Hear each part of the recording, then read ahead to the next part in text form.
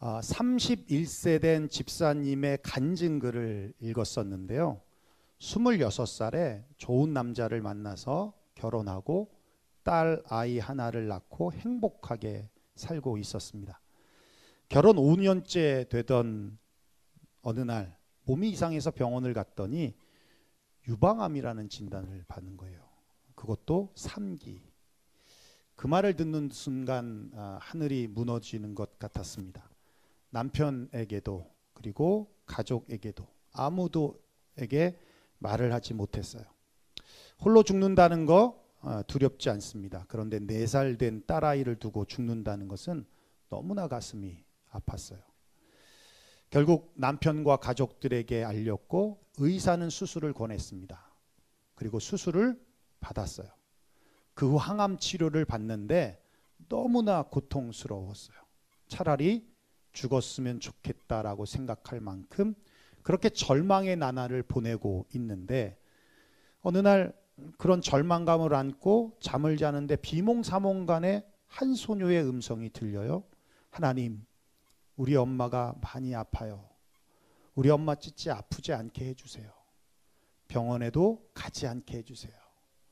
제가 엄마 말씀 잘 들을게요. 꼭 아프지 않게 해주세요.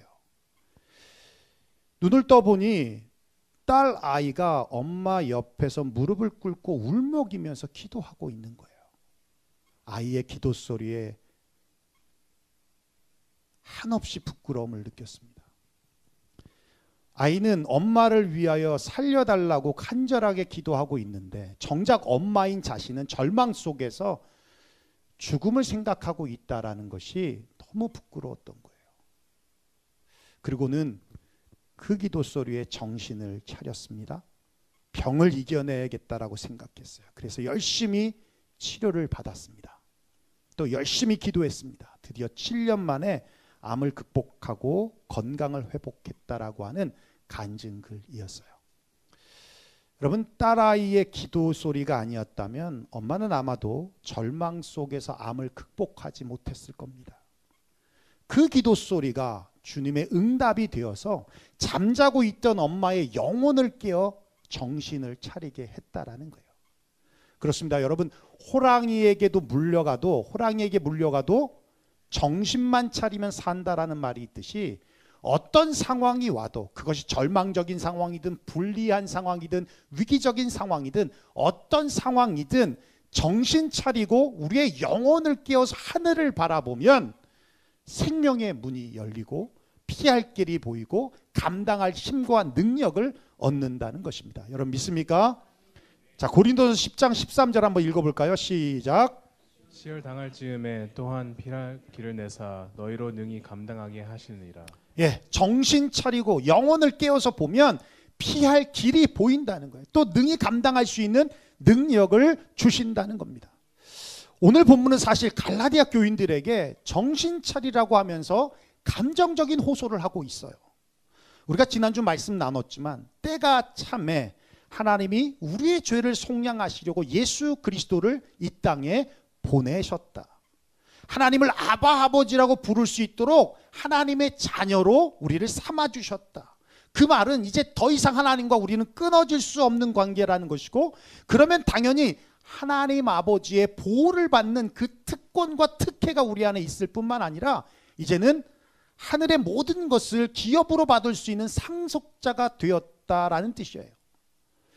이게 바로 우리의 정체성인데 어리석게도 갈라디아 교인들은 그 놀라운 축복을 다 차버리고 율법주의자들과 거짓 교사들이 말하는 다른 복음에 미혹되어져서 다시 죄의 종이 되려고 하고 있다는 겁니다. 율법의 종이 되려고 하고 있다는 거예요.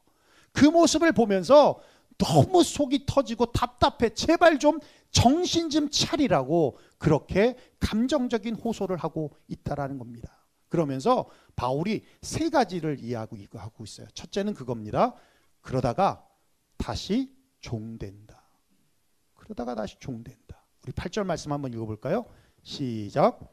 그러나 너희가 그때에는 하나님을 알지 못하여 본질상 하나님이 아닌 자들에게 종노릇 하였더니. 9절 볼까요? 시작. 이제는 너희가 하나님을 알 뿐 아니라 더욱이 하나님이 아신 바 되었거늘 어찌하여 다시 약하고 천박한 초등학문으로 돌아가서 다시 그들에게 종로를 하려 하느냐. 네, 여러분 보시면 알지만 그때는 9절에는 이제는 자 그때와 지금이 다르다는 거예요. 그때가 언제입니까? 하나님을 알지 못하고 온갖 우상을 섬기고 신이 아닌 신들에게 섬기며 살았던 때. 여러분 지금 갈라디아 사람들은 이방 사람들이에요. 온갖 우상과 미신과 풍속에서 종노릇하며 살았던 사람들입니다. 그랬는데 바울의 복음을 듣고 이제는 하나님을 알게 되었어요. 무엇보다 더 중요한 건 하나님이 이제 아신 바 되었습니다. 진짜 신을 찾았습니다. 이제는 하나님의 자녀가 되었다는 거예요. 그랬는데 다시 천박하고 약한 초등학문으로 돌아가서 종노릇하려고 하느냐. 제발 좀 정신 좀 차려라 라고 말하고 있는 거예요. 여러분 요즘 제가 보는 예능 중에 참 예능도 많은데 볼만한 예능이 없어요. 추천 좀 해주세요. 보는 예능 중에 독박 투어라는 예능이 있습니다. 보시는 분 계세요? 솔직해, 좀 솔직해야지. 일부 물어봤더니 나한테 그게 뭐야? 얼굴이 다 그래. 진실이 보여져. 근데 여기 몇 사람 보고 있는데 안 본다 생각하네. 예. 그 비행기 표를 제외하고 모든 경비를 출연자들이 게임을 통해서 걸린 사람이 내는 거예요. 그러면서 여행을 하는 프로그램인데 뭐 아무래도 싼 데로 많이 다니다 보니까 동남아를 많이 다니고 아시아 쪽으로 많이 다니는 여행을 하는데 볼 때마다 불편한 게 영상에서 보면 매번 나와요. 뭐 예를 들면 베트남이나 이런 데 가면 뭐 우상한테 절하고 뭐 점을 치고 이런 영상들이 나와서 참 불편한데 지난 편인 대만 편에서 보면 대만에 아주 유명한 점집이 있었답니다. 특별히 세점으로 유명하대요. 세점. 먼저 점 보러 온 사람이 자기 소원을 얘기해요. 그러면 새가 나와서 점괘를 뽑아요. 그럼 점쟁이가 그걸 보고 해석을 해주는 겁니다. 김대희 씨가 화면에서 보시는 저분이 그런 점을 봤어요. 내가 이번 여행에 최종 독박에 걸리겠느냐. 이렇게 점을 봤어요. 최종 독박이라는 건 게임에서 제일 많이 진 사람이 마지막 벌칙을 받는 거예요. 그랬더니 점을 봤는데 새가 나와서 뽑아서 봤는데 점쟁이가 그래요. 안 걸릴 거라고. 최종 독박에 안 걸릴 거라고. 그랬더니 와, 안 걸린다 그랬는데 걸렸어요. 틀린 거죠. 그 세 점을 보는데 얼마인지 아십니까? 한국 돈으로 한 4만 원 해요. 4만 원. 5명이 봤더니 20만 원이 넘더라고요. 근데 사람들의 반응이 더 재미있어요. 맞으면 좋고 아니면 말고. 그런데 또 봐요. 또 봐요. 지난번 한국을 갔는데 핫하다라고 하는 홍대를 갔어요. 정말 놀라운 건 곱창집이 그렇게 많다는 거예요. 저 어릴 때는 곱창집은 소주집 같은 데였어요. 근데 지금은요 곱창집이 굉장히 고급스러워요. 또 하나 놀란 건 사주 카페, 타로 카페, 철학원, 점집 이런 게요 어마어마하게 많아요. 대학가인데도. 전봇대에 이런 광고들이 얼마나 많은지. 전화로 상담해 주겠다. 인터넷 역술 사이트 광고들, 유튜브를 봐도요 얼마나 많은지 모릅니다. 버스나 지하철에도 점집 광고가 나와요. 그럴 만큼 많습니다.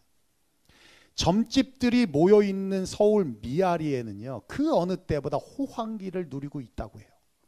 요즘 경제가 어렵잖아요. 그러면서 자영업자들이 폐업이 늘고 실직자들이 늘어나고 거기에 대학 입시철이 겹치면서 호황을 누리고 있다는 거예요. 그럼 지금 AI가 인간의 영역을 침범할 정도로 첨단 디지털 시대에 살고 있어요. 그런 첨단 디지털 사회를 살고 있는데도 불구하고 사람들이 왜 이토록 점에 매달릴까? 최근 한 여론조사 기관에서 성인 남녀 6,000명을 대상으로 점을 믿는지에 대해서 설문조사를 했더니 86%가 어느 정도 믿는답니다. 이게 무슨 말씀입니까? 최첨단 시대를 살고 있지만 미래에 대하여 인간은 여전히 불안하다고 생각하는 거예요. 두렵다고 생각하는 거예요. 그러기에 점술 산업이 더 호황을 누리고 있다는 거예요. 예전에는 40대, 50대 주부들이 주 고객층이었어요. 이제는요, 특정 계층을 꼽기 힘들 정도로 다양화됐습니다.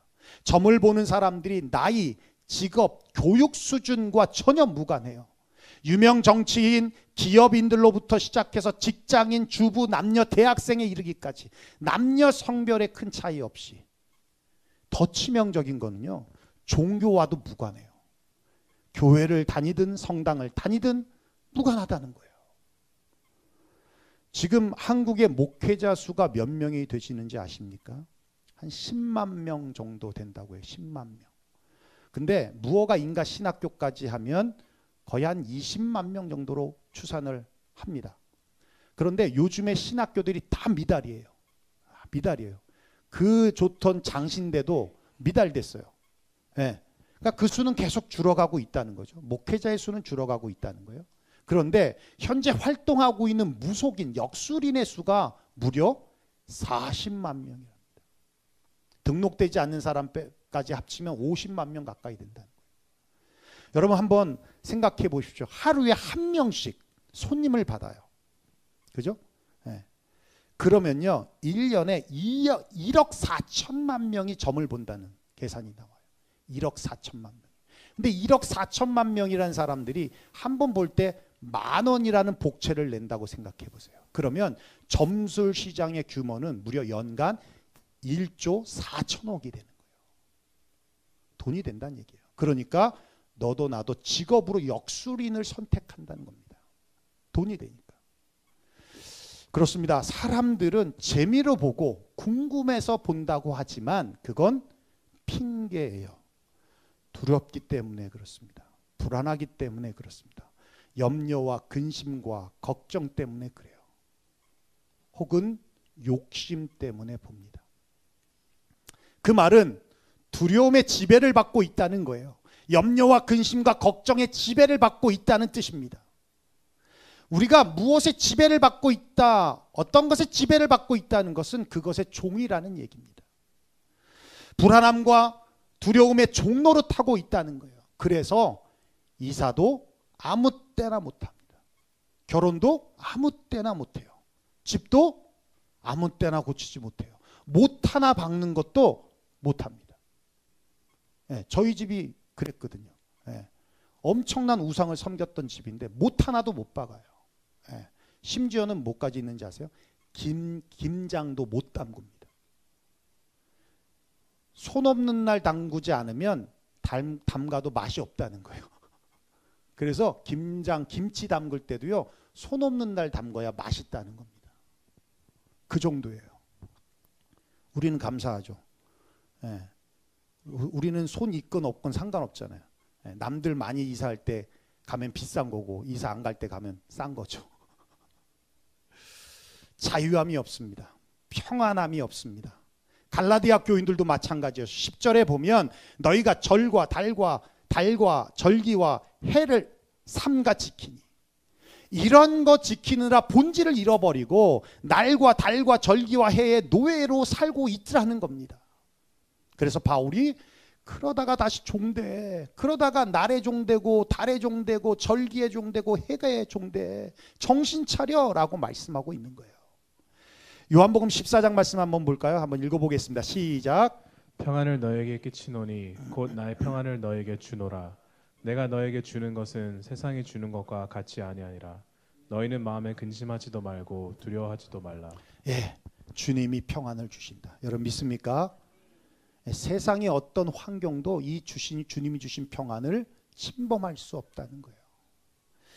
요한복음 16장 33절에 한번 읽어볼까요? 시작. 이것을 너에게 이르는 것은 너희로 내 안에서 평안을 누리게 하려 함이라. 세상에서는 너희가 환난을 당하나 담대하라. 내가 세상을 이기었노라. 예, 주님이 평안을 주십니다. 그것을 지키기 위해 주님은 세상을 이겨내셨어요. 우리의 삶에 어떤 환난이 와도 그 평안을 빼앗아 갈 수 없다는 겁니다. 사랑하는 유영교회 성도 여러분, 주 안에 자유함이 있습니다. 우리가 이제 갈라디아서 5장으로 넘어가면 이 자유에 대해서 함께 나눌 거예요. 주 안에 평안함이 있습니다. 예수 믿는 자로서 이런 것에 종되지 않기를 주의 이름으로 축원합니다. 두 번째는 그러다가 다시 복이 떠나 그러니 정신 차리라고 말씀하고 있어요. 바울은 복음을 전하다가 만신창이가 된 상태에서 갈라디아 사람들을 처음 만났습니다. 당시 관습에는 그렇게 박해를 받아 상처를 입은 사람은 신에게도 버림을 받았다라고 생각을 해요. 그런데 갈라디아 교인들은 바울을 업신여기지도 않았고 버리지도 않았다라고 성경이 기록하고 있습니다. 여기 업신여기다, 버리다라는 단어의 문자적 의미는 침을 뱉다라는 거예요. 침을 뱉다.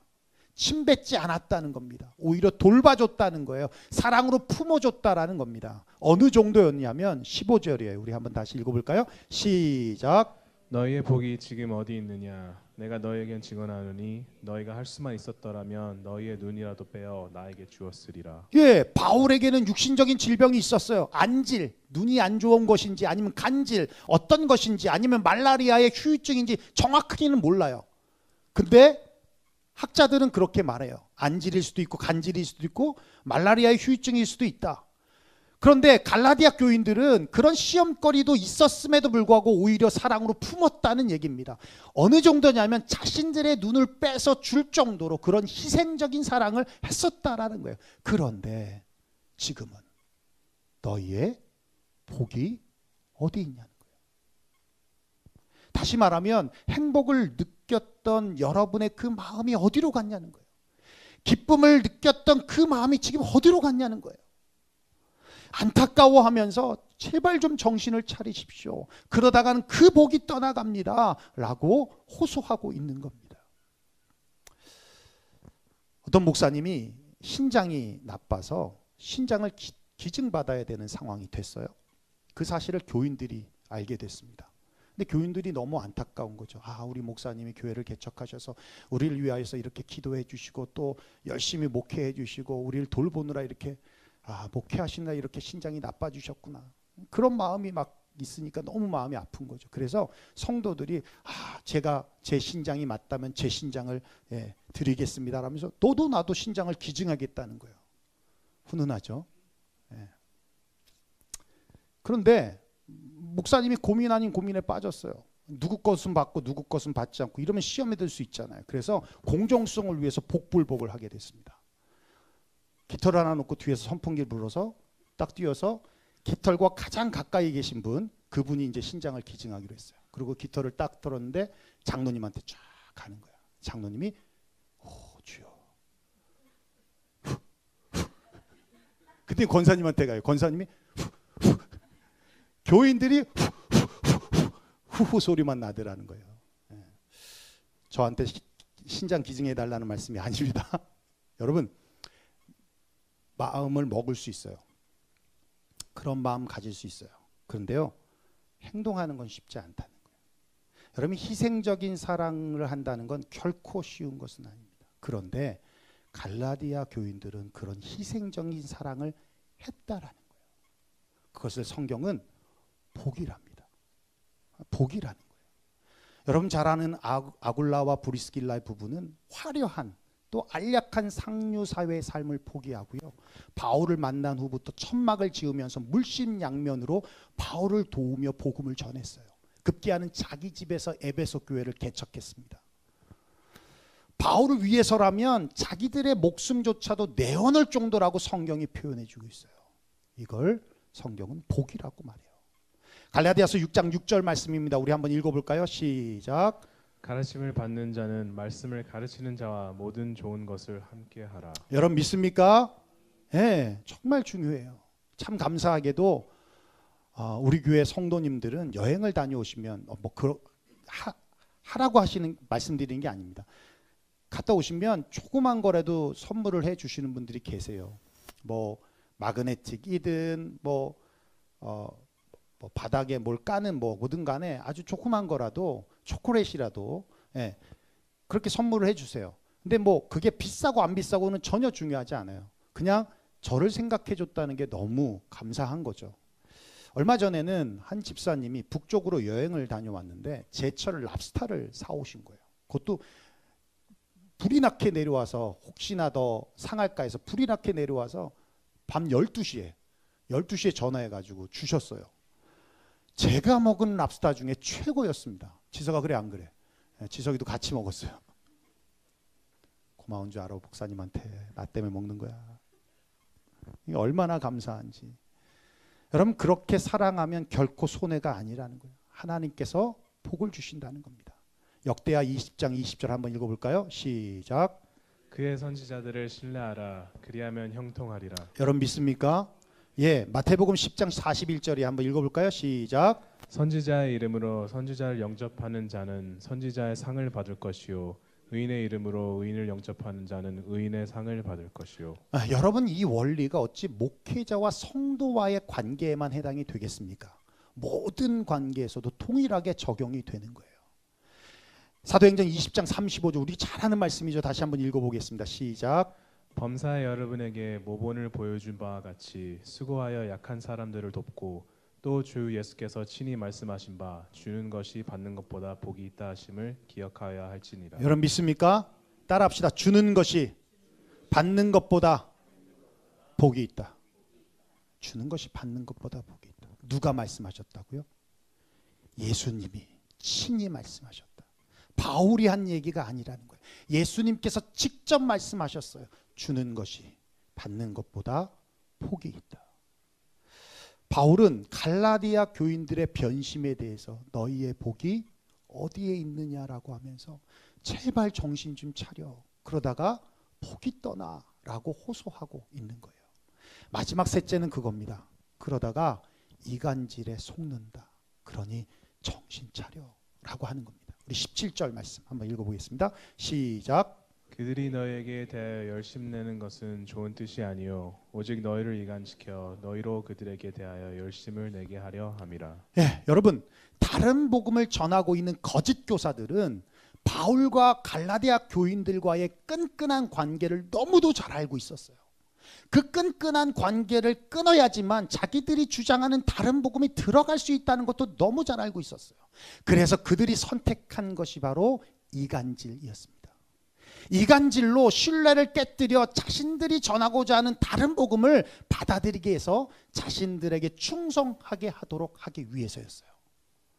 여러분 신천지라는 이단이 어떻게 세력을 확장했습니까? 이간질이죠. 비방이죠. 헛소문입니다. 추수꾼이라고 교회 일반 교회의 정보만 빼내는 추수꾼이 있고 또 교회에 침투해서 활동하는 추수꾼이 있어요. 교회 목사님에게 여러분 신뢰를 얻는 건 아주 쉬운 일입니다. 우선 예배 잘 드리고요. 성경 공부하자면 성경 공부해서 잘 말씀 받아들이고요. 새 가족이에요. 처음 교회 온 지 처음이에요. 그런데 11조도 드려요. 그러면 뭐 끝나는 거예요. 거기다가 열심히 봉사하고 또 열심히 섬기고 그럼 목사님의 신뢰를 얻습니다. 여러분 목사님의 신뢰 얻으면 당연히 교우들한테도 신뢰를 얻죠. 그러고 난 뒤에 구역 모임이나 소그룹 모임, 우리 교회 같은 경우는 영토 모임 이런 데 가서 자기 편이라고 하는 사람에게 혹은 교회에 불만 있는 사람에게 다가갑니다. 그리고는 슬쩍슬쩍 부정적인 얘기를 꺼내요. 그게 통하면 본격적으로 얘기를 하죠. 목사님이 어땠다는 둥, 장로님이 어땠다는 중, 권사님이 어땠다는 중 이런 욕을 합니다. 이런 이간질을 해요. 그러면 어느 순간 공동체가 무너져요. 시험에 듭니다. 그리고는 내가 아는 권사님이 성경 공부하는데 우리 함께 갈래? 100% 따라가는 거예요. 100% 따라가는 거예요. 성도가 1,500명대 모이는 어떤 교회는요. 추수꾼이 목사님 최측근인 사무관사였어요. 사무관사. 또 한 사람이 아니라 두세 사람을 심어서요. 비방하고 이간질합니다. 그런데 어느 누구도 그것을 확인하려 하는 사람이 없었어요. 어느 누구도 그것이 사실이 아니라고 말하지 않는 사람도 없었다는 거예요. 당사자만 모르고 뒤에서 쉬쉬하면서 헛소문 이간질이 돌고 있더라는 겁니다.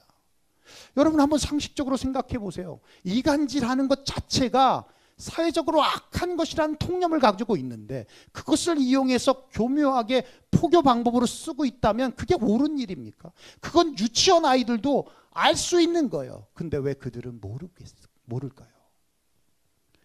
여러분 교회에서 하지 말아야 할 말이 있어요. 세 가지인데요. 첫째는 음란한 말입니다. 모르겠어요. 저는 직장 생활을 안 하면서 모르는데 세상 사람들은 술자리에서 음란패설 같은 소리를 어마어마하게 한다고 하더라고요. 여자든 남자든 다 그런다고 합니다. 교회에서는 절대 그러면 안 돼요. 음란한 말 하지 마시고, 둘째는 험담하지 마시고, 소위 뒷담화라고 해요. 결국은 그 모든 화살이 자신에게 돌아가는 거예요. 셋째는 이간질입니다. 이간질이라는 건 왜곡과 편집으로 두 사람 사이를 갈라놓는 거예요. 이 세 가지는요, 공동체를 깨는 마귀적이고 악한 말들입니다. 이런 소리에 귀를 기울이잖아요. 그러면 전하는 사람은 교회를 안 떠나요. 누가 떠나요? 듣는 사람이 떠나는 거예요. 듣는 사람이 시험을 받아서 떠나는 거예요. 그럼 결국 누구 손해입니까? 신앙생활 잘하고 있는데 듣는 것 잘못 들어서 그래서 시험 들어 떠나는 거예요. 더 큰 문제가 뭔지 알아요? 이런 말을 전하는 사람이 떠나지 않는다는 게 문제인 거예요. 떠나지 않고 교회에서 남은 교인들에게 교회 떠나라고 합니다. 교회 떠나라고 얘기해요.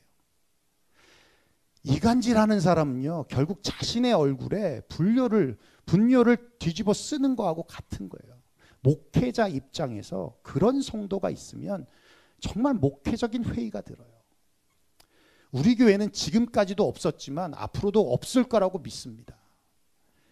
여러분, 바울은 갈라디아 교인들에게 이간질에 속지 말라는 거예요. 정신 차리라고 호소하고 있는 겁니다. 베드로전서 4장 7절인데 한번 읽어볼까요? 시작. 만물의 마지막이 가까이 왔으니 그러므로 너희는 정신을 차리고 근신하여 기도하라. 예, 여기 근신하라라는 이 킹 제임스 버전에 보면 영어 번역이 be sober예요. 그러니까 술 취하지 말라는 거예요. 노름하지 말라는 거예요. 세상 쾌락에 취하지 말라는 거예요. 헛된 생각, 잡다한 생각에 사로잡히지 말라는 거예요. 하나님의 자녀로서 바른 정신, 바른 마음을 가지고 살라는 거예요. 여러분, 그렇습니다. 정신을 차리고 근신하여 우리의 영혼을 깨어 기도해야 합니다. 우리가 싸울 것은 혈과 육이 아니라 눈에 보이지 않는 악한 영들이라는 거예요. 정신을 차려 깨어있지 않으면 불안과 두려움에 영의 지배를 받는 겁니다. 종이 되는 거예요. 그러면 매사가 다 부정적이고 담지 말아야 할 말들을 입에 담고 사는 거예요. 정죄하고 이간질하고 험담하고, 그러면 복이 떠납니다. 복이 떠나는 거예요. 우린 하나님의 자녀입니다. 믿습니까? 하늘의 상속자입니다. 믿습니까? 정신 차려서 영적으로 깨어 주님과 이번 한 주간도 Better Together 하시기를 주의 이름으로 축원합니다. 기도하겠습니다. 예, 오늘 말씀 들은 대로 우리 함께 기도했으면 좋겠습니다. 바울이 이렇게 고백해요.